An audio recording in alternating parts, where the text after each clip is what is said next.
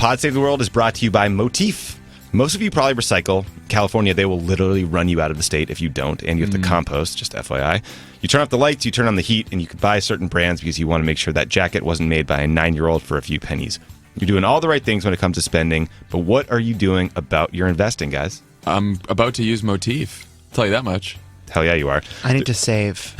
There's a good chance that right now, the mutual funds in your portfolio could be contributing to global warming, child labor, or even supporting war crimes. That seems heavy. Motif is an investing service for people who care about where their money's going.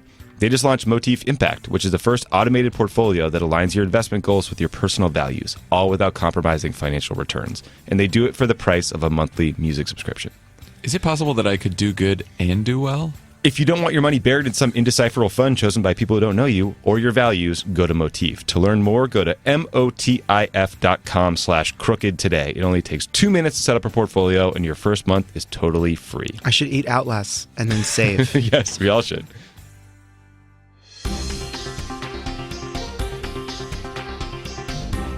Welcome back to Pod Save the World. This is Tommy Vietor. Thank you guys for tuning in. This week's episode is with Gayle Smith, who used to run USAID, who's a longtime Africa expert and a friend of mine from back in the day in the White House.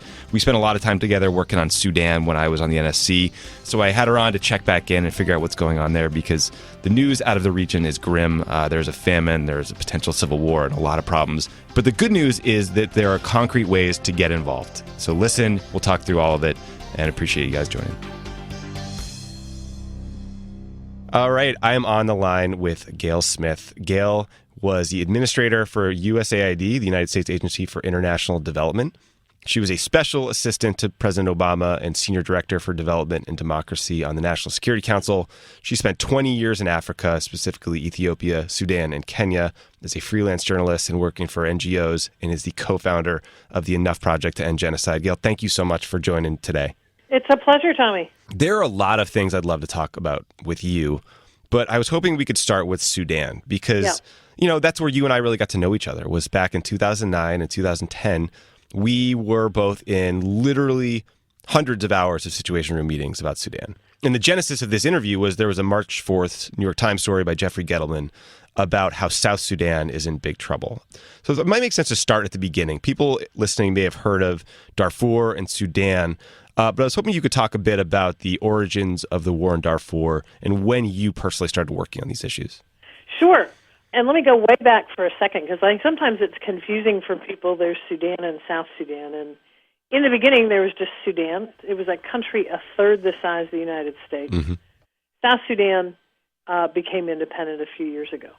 The genocide in Darfur happened primarily because there's a government in Khartoum that still reigns there that, while it controls the center, it's been very exclusive of the rest of the country and very controlling. And in Darfur, there was a fair amount of political rebellion and then the start of armed rebellion, and their response was basically a scorched earth policy. This was during the Bush administration.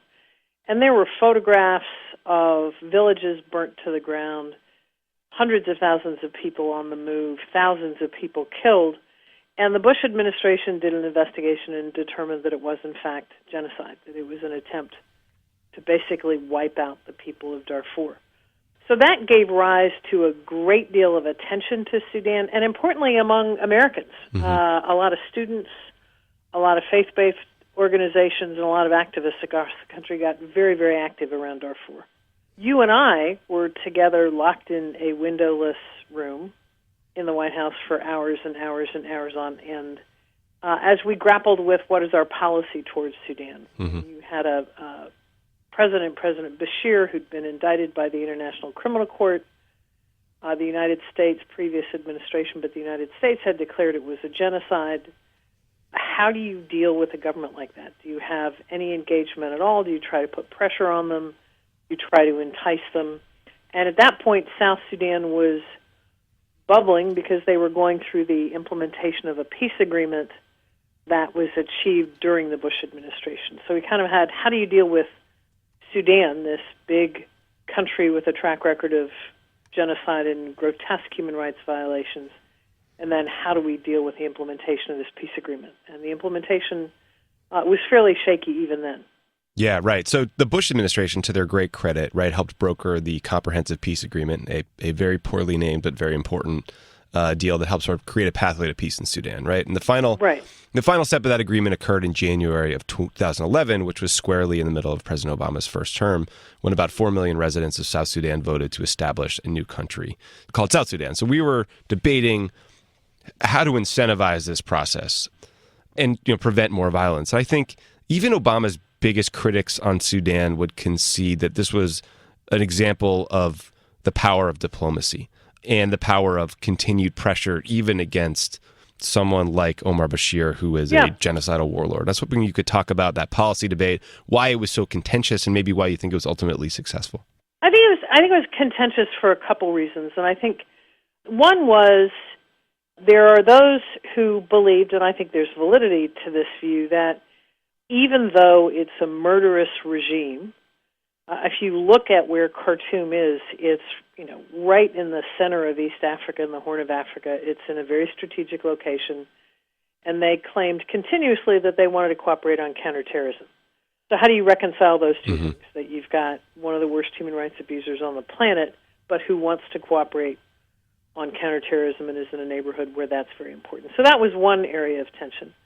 A second area of tension was, although they had the agreement out of the CPA, the actual implementation and getting ready for the referendum that led to the final vote and then the grant of independence and Independence Day still required negotiation between Khartoum and South Sudan, the capital of which is Juba.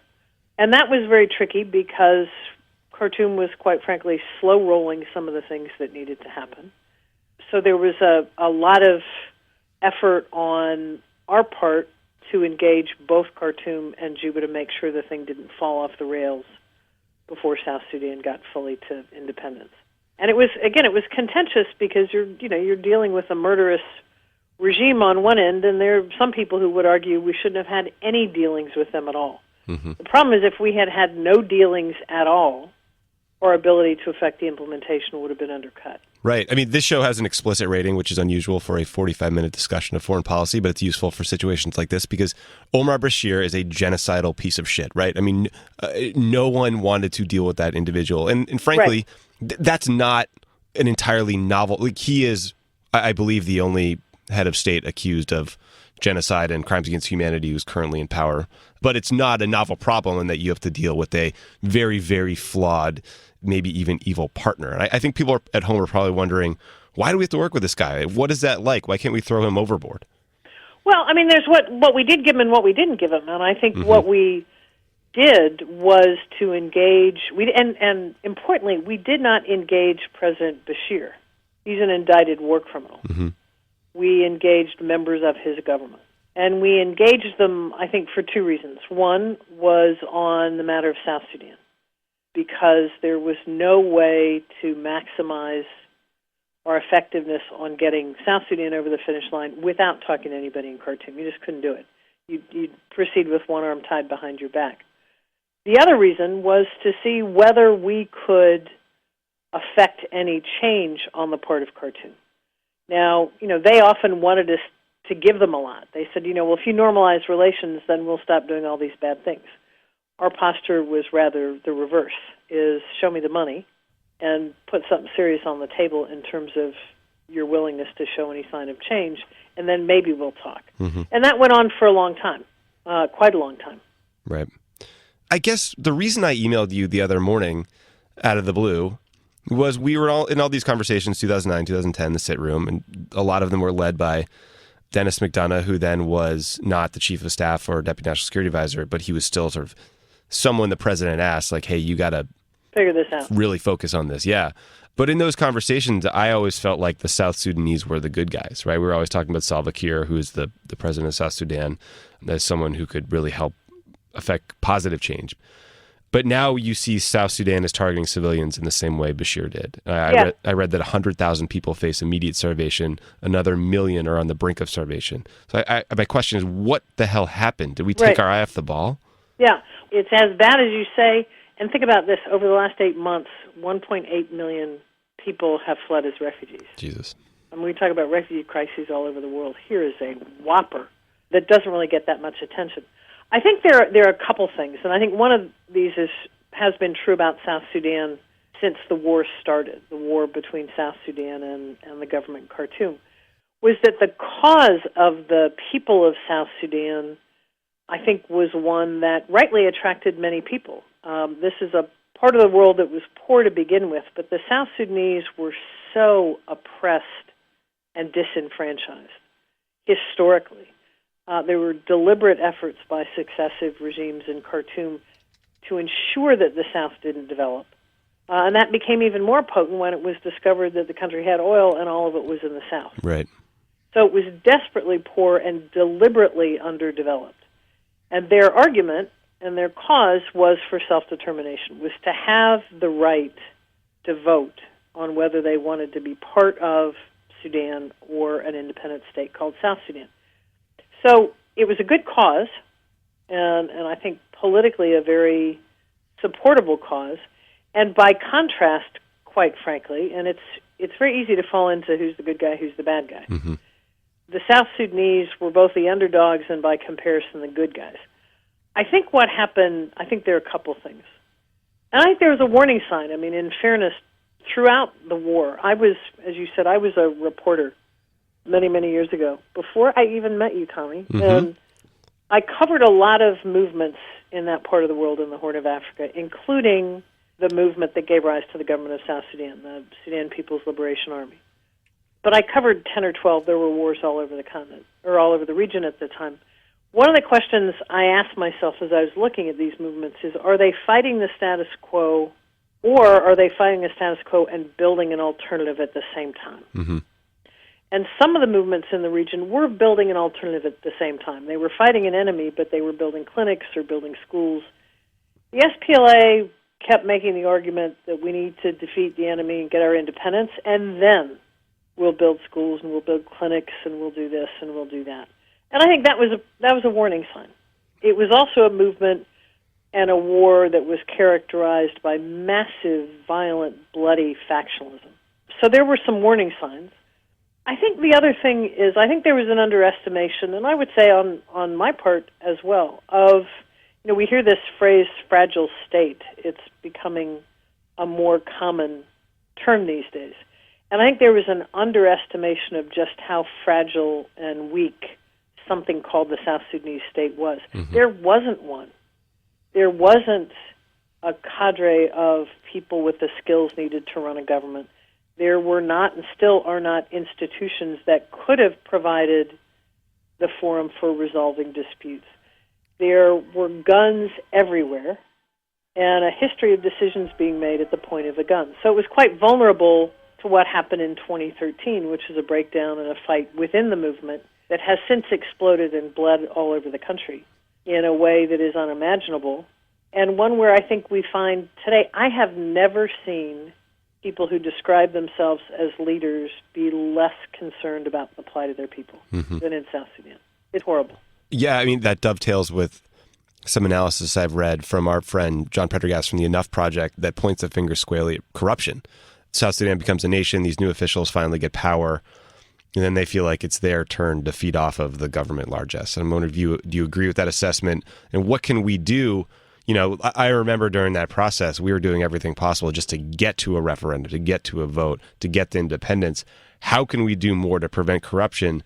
And then, I guess, relatedly, prevent fighting between ethnic groups that's endemic in these regions and seems to fuel these conflicts over and over again? Yeah, well, it's a tough one, and I wish I could say, well, the answer is very clear, and there are just three things we need to do, and I'm not sure there are. Here's my PowerPoint.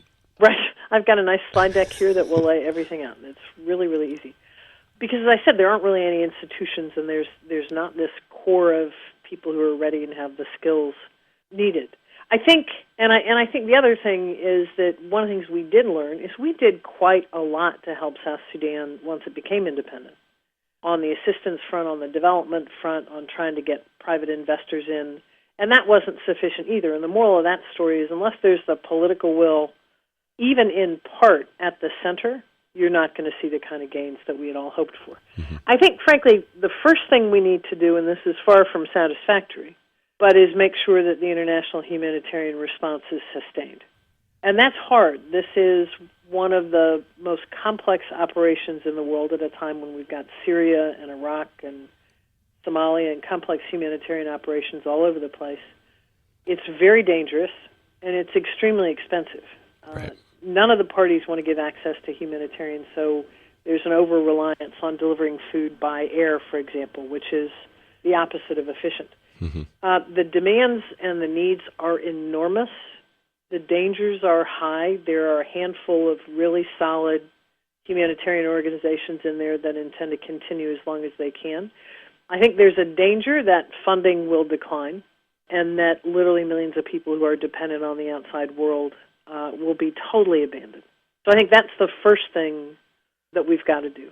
I think the second thing, and this isn't something that yields results terribly quickly, but it's a point that John and enough have made very strongly, you got to hit people where they hurt. So I think following the money is absolutely key.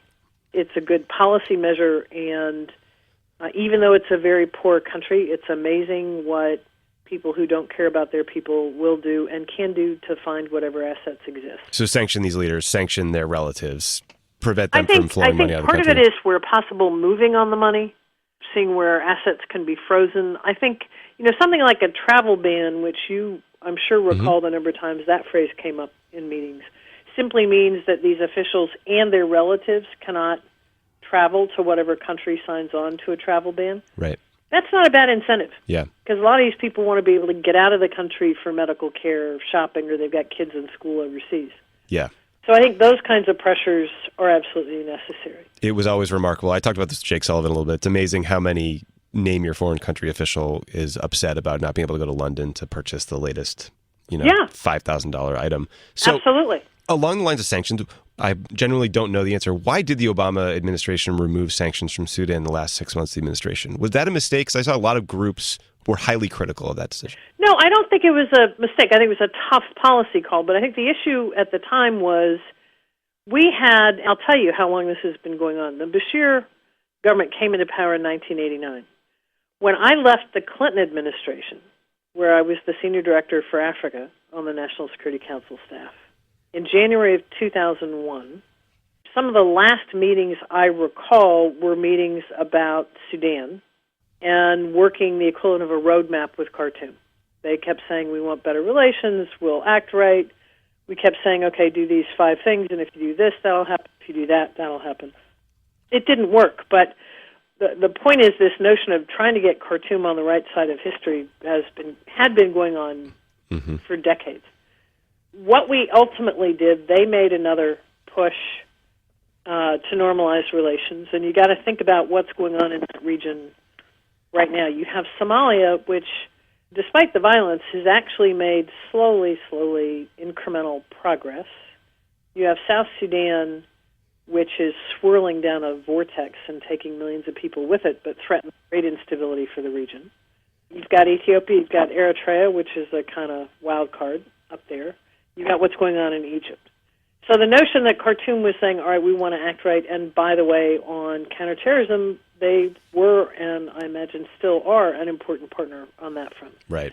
We laid out to them, here's where you need to show progress along, I believe it was 5 tracks. And they did. And again, I've been going to these meetings since the 1980s. And for the first time, they took actual tangible steps. Now, one could have said, well, you took actual tangible steps, but you're still terrible, so screw you and goodbye. Right.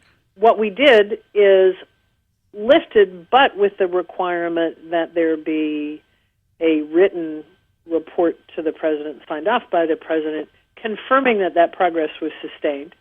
Because, you could make some changes and then 30 days later say, haha, fooled you. And that, again, I think it was in a year's time, there'd be another check before things came off permanently. So there's some insurance built in. Now, I think some people think it was not a wise move or not something we should have done.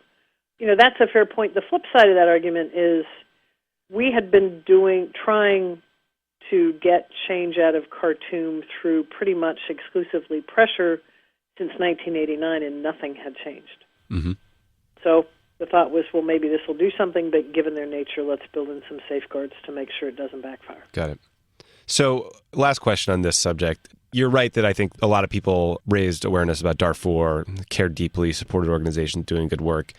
What would you recommend people listening do now if they want to get involved? I'd start by naming an organization that you co-founded, the Enough Project. But like, if you're listening and you're upset by this, you saw a 60 Minutes report recently about how desperate the situation is. What should we do? I think there are three things. And I think, yes, I co-founded it. I've been working with John. We started something called the Coalition for Peace in the Horn of Africa in 1988. So Wow. We go way back. I would get involved with the Enough Project and support what they're doing, because I think they do absolutely superb analysis of what's going on in South Sudan. They've got the contacts in the region. They've got the policy analysis, but they've got the tools. And so more pressure and more demand for things like following the money. Engage your members of Congress if you don't live in the District of Columbia where you do not have a voting member. Because one of the interesting things here, there has always been, for 20-some years now, an interestingly bipartisan interest in Sudan and South Sudan on the Hill. And so getting messages to them that we need to follow the money, getting messages to them that we need to make sure that our humanitarian assistance doesn't fall, that we continue being the lead provider, and that politically there be some engagement out of the State Department and a strategy to try to pull this out of the fire. The third is, I think, reaching out to humanitarian organizations that work on the ground. IMC, the International Medical Corps, was featured on 60 Minutes last night. If you go to the website of Interaction, which is the umbrella group for all of the NGOs, it tells you where other organizations are that work in South Sudan. But I think those three things. But get involved as an activist, because the premise upon which we founded Enough, and remember this was in the wake of the genocide in Rwanda, was that we needed to have enough people mobilized to take action at the right time to prevent and respond to these kind of tragedies. Right.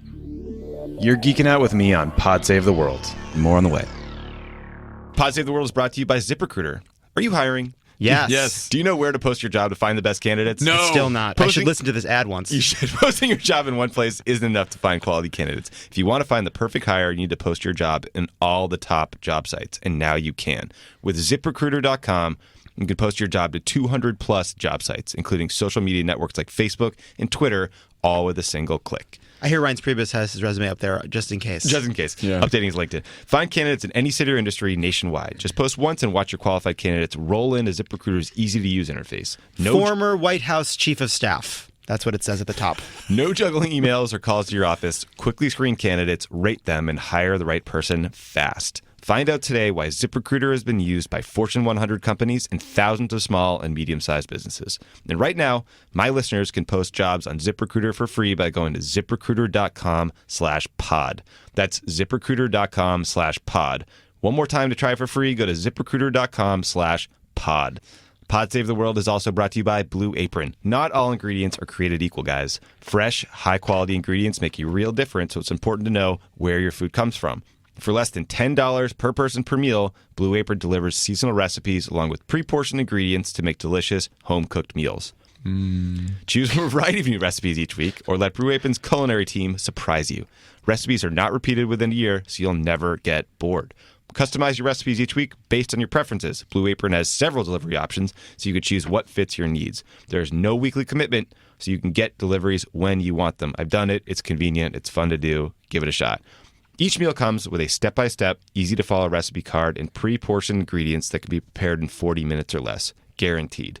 Blue Apron's freshness guarantee promises that every ingredient in your delivery arrives ready to cook, or they'll make it right.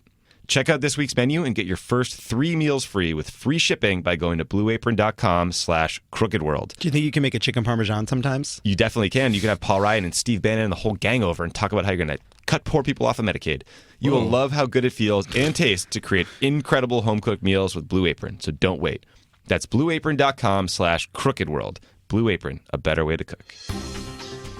You know, it's always interesting to me that one other person who sat in those meetings with us was Samantha Power, and both of you were journalists before you were policymakers. How did you make that transition, and did it drive you insane that so little news out of Africa seemed to make it onto front pages in the United States or on TV?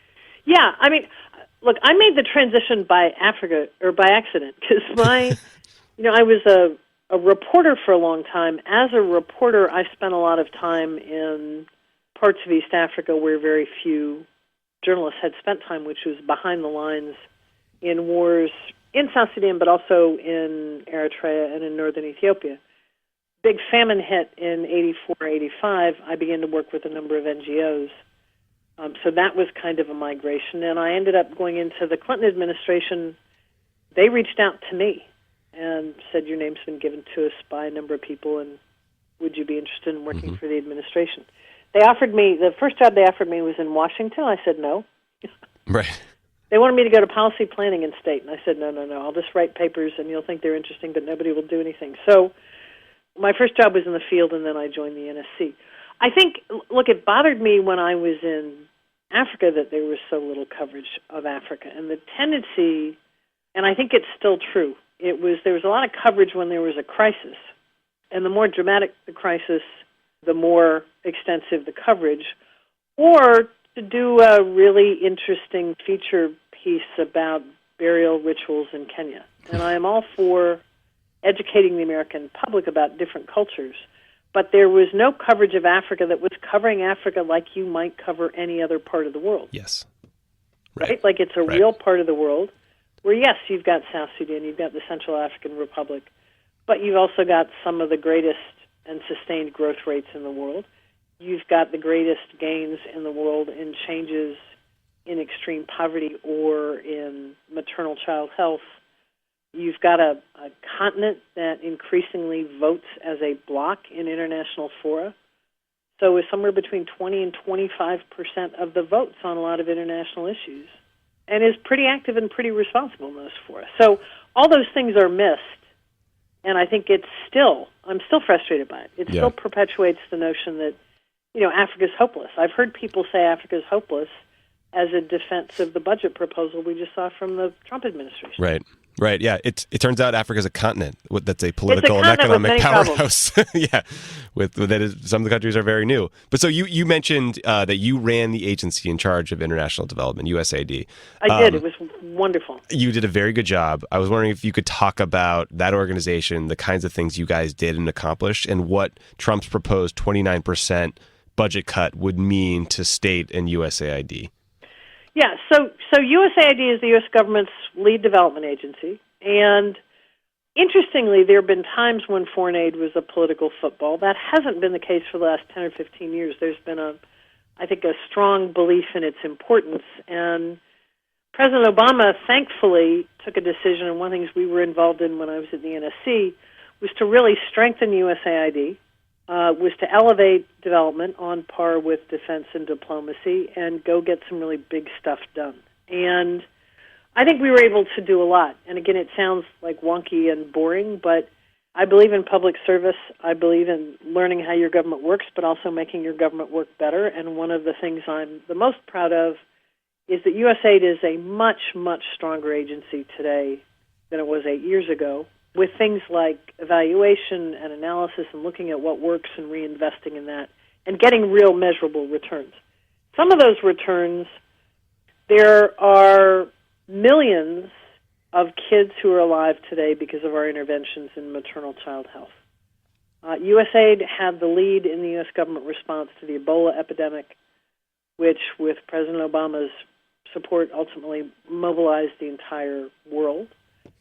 Through a food security initiative that we launched in President Obama's first term, when there were huge disruptions in the price of food around the world, and there were riots and demonstrations in 43 countries, and 100 million people plunged back into poverty, we launched a food security initiative where, in the evaluation that was done last fall, there were reductions in extreme poverty anywhere from 10 to 45% in areas where that program called Feed the Future was operative. Reductions in stunting, which is what happens to a kid if he or she doesn't get the nutrition needed in the early years of his or her life. They're physically, nutritionally, and otherwise stunted. Measurable reductions in stunting. And then on Power Africa, which we launched as a way to mobilize resources to get the energy sector running in Africa and double access to electricity, it spread like wildfire all over the continent, and we were able to mobilize, this is a true number, $54 billion in other people's money to support doubling access to Africa, to electricity in Africa. So can we put a stamp on that. So you guys, by convening other parties, other countries, private sector individuals, $54 what we did billion? was, there are a lot of good projects, a lot of potential, massive renewable potential, massive beyond the grid, rural small-scale potential. They're interested investors, but they weren't dating. Mm-hmm. And they weren't dating because the regulations might not be right, the capacity of the government to negotiate and sign a contract might not be right. There was a technical analysis needed somewhere. There were a lot of things missing in the middle. So with AID in the lead, we put together all of the U.S. government agencies that had a tool that could help, whether it was a legal advisor, a technical expert, a transaction advisor, who just ran around and got things done, so that the capital and the project would meet. And then we launched this Beyond the Grid to target on really small scale, like rural electrification. What happened is that investors saw that this is actually a way to make these deals work. Governments and private partners on the ground saw that it works. Everybody jumped on board. So the private sector signed up for major investments, and that was about 43 or 44 billion of that money is private capital. And then the other money is public. The World Bank, the European Union, Sweden, all committed to putting in what adds up to billions of dollars themselves. So I think we've kind of built a machine where the investments are flowing, the projects are getting up and running, but we've got a system now to make the whole thing work. Mm-hmm. And that was a very low investment. It wasn't a major assistance investment. It was marshaling the tools of the U.S. government. And interestingly, on both that and food security, we ended up with bipartisan legislation from the Hill institutionalizing both of those. You're listening to Pod Save the World. Stick around. There's more great show coming your way. Pod Save the World is brought to you by Tommy John. Yeah. Your choice of underwear may not be public knowledge. Well, now it is. But your frustration at readjusting is. I wear underwear that has two of my best friends' names on it. Could you be any less discreet? It's time to upgrade your underwear, and that starts with the right fabric. Tommy John's Second Skin is made from a super soft natural fiber forged from beechwood trees. That doesn't sound very consensual. It's the most luxurious fabric available. So soft, it puts regular cotton fabric to shame. I know because I wear it. That is true. Like all Tommy John underwear, the Second Skin collection features a breathable contour pouch to keep you secure up front. Jesus Christ. A quick dry... Wait. What is it called? Contour pouch? Move on. Okay. A quick draw fly for smooth deployment in designs that make it impossible What is to suffer a happening wedgie. here? I don't know. But don't just take my word for it. Tommy John has over 5,000 five-star customer reviews. They've sold over 2 million pairs of underwear. That's a shitload of underwear. And they're all backed by the best pair you'll ever wear. It's free guarantee. I do really like my Tommy John underwear. I know you do. Hurry to Tommy... That was weird that I said that. Hurry to TommyJohn.com/world to check out Tommy John's complete line of Second Skin products, from underwear to undershorts and more. Plus, save 20% on your first order. That's TommyJohn.com/world for 20% off. TommyJohn.com/world. This was an intimate ad brought to you by Crooked Media. So you and I are emailing about this. There's all these myths about foreign aid, right? That it's a huge Right. percentage of the budget, that we're giving money to terrible governments and autocrats. And I think that's why it sometimes becomes a target from people like Donald Trump. So I was hoping we could give people some selfish reason to support foreign aid. I'm cribbing here from an interview with a Bush administration official, USAID Director Andrew Natsios, who I'm sure you know. Yeah. But he talked about how our foreign assistance helps us, 1, manage foreign pandemics at the source before they get here, 2, prevent mass migration by helping stabilize foreign countries so don't see a huge influx of immigration to the United States, and 3, improving schools and services and health systems in Middle East and North African countries that prevent terrorism. I don't know if that's a good, partial, complete list or your thoughts, but it's like I want to give people selfish reasons to support USAID. Look, and I think all those reasons are valid. The more we build and the more we grow and the more countries work for the people who live in them, the fewer problems we have. Fewer people flee. Right. Fewer people become disenfranchised and say, well, I'm attracted then to this ideology that just says let's blow things up. And in things like pandemics, and we will see many, many more of these, we've got responsible partners that we can cooperate with. So it's absolutely in our self-interest from a national security point of view. I think another one is it's absolutely in our self-interest from an economic point of view. Africa, for example, is a huge emerging market. Huge. And the U.S. has an economic interest in that. We need more markets to buy from us and to whom we can export. So there's a huge interest in these countries and regions becoming sufficiently developed that they become trading partners. And the third one, and maybe this isn't as selfish, but I think it really, really matters, and not just because it's the good thing. But I think this whole notion of providing assistance as an expression of our values matters enormously to our ability to sustain our role as an international leader. Mm-hmm. People all over the world know that it's the United States that is the first and fastest to respond when there's a crisis. Right. People all over the world know that two presidents who disagreed on a whole lot of things, George Bush and Barack Obama, together and consistently have enabled the U.S. to lead in the fight against HIV and AIDS globally. Mm-hmm. That matters. I mean, I remember, Andrew mentioned the Middle East. I remember being in a conference where a Palestinian gentleman, Palestinian American, came up to me and said, I want to say it's because of you that even, not me personally, but USAID, that even though I was a refugee, I got an education, and I was able to start an organization that educates young people all over the Middle East. Small investment, but those things come back. Right. And so I think acting on our values is important, and it's, the thing that people often leave out when they say, the government shouldn't do this, Americans don't care about this. Americans outside the government provide billions of dollars for this kind of thing every year. A lot of Republicans, too. A lot of faith-based Republicans. Groups. Who finances all of these NGOs? Who gives through their churches and their mosques and their temples? Americans all over the country. So I think people do care about it. And I think it's a huge mistake to even consider the kind of cuts that have been put on the table. So does that worry you? I mean, what do you think the future is for USAID? What makes you hopeful? What worries you the most about what the political Well, what makes landscape? me hopeful is that it's as strong as I think it's been in 25 years. And I think when we were in office, I think there was recognition across the other parts of government that it's an extremely valuable agency in terms of what it can contribute, but that also that its analysis mattered. DOD was always very interested in our analysis of a crisis, a potential crisis, or a transition, for example. So I think that's on the upside, and it's made up of really smart men and women career professionals who deserve more respect than they're currently getting. I think on the downside, if you look at the combination of the budget cuts, which, the proposed cut is actually higher than the 28% that's been asserted, because if you look at the difference between last year's budget through the congressional resolution, it's a 36% cut. Jesus. To USAID and state. And then if you look at what's going to be protected within those limited resources, most of those cuts would fall to our development assistance.